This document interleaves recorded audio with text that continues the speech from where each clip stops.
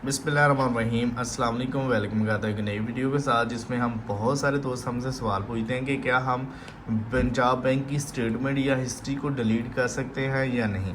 बहुत सारे सवाल दोस्त जो पूछते हैं उनके लिए मैं ये वीडियो बना रहा हूँ। उनके जो तमाम जो ज़हन में माइंड में सवाल है वो उनके तमाम को हम करेंगे एनालाइज, ताकि उनका जवाब भी देंगे। ताकि बहुत सारे दोस्त, क्योंकि हर बंदे को अलग अलग मैसेज नहीं किया जा सकता क्योंकि टाइम नहीं ऐसा होता, तो मैंने वीडियो बना दिया क्या हम हिस्ट्री को डिलीट कर सकते हैं या नहीं।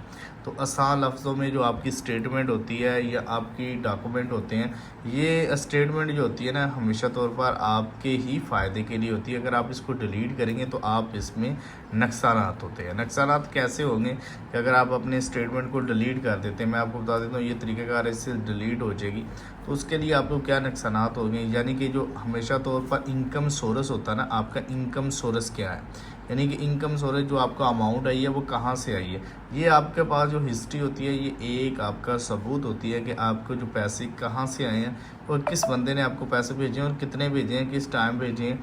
ठीक है, ये आपका एक स्टेटमेंट होती है। आप किसी को अपनी स्टेटमेंट निकाल के दे सकते हैं कि भाई ये मैंने पैसे मेरे आए हैं, ये मेरे पैसे अनलीगल है। अगर कोई कहे कि ये पेमेंट ब्लैक है, या वो आपके तौर पर एक सबूत होता है आपके पास। अगर आप उसी को डिलीट कर देंगे तो फिर आप उसको जस्टिफाई नहीं कर सकते।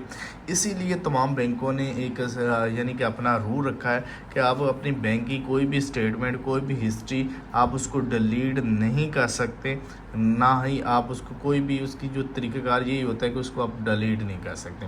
तो मैं आपसे आसान लफ्ज़ों में कहूँगा कि आप स्टेटमेंट को बिल्कुल भी डिलीट नहीं कर सकते, ना तो इसको आप ख़त्म कर सकते हैं। वीडियो अच्छी लगी तो वीडियो को लाइक करके चैनल को लाजमी तौर पर सब्सक्राइब करना है, ताकि इस तरह की मज़ीद डिटेल की वीडियो आप तक पहुँचती रहे।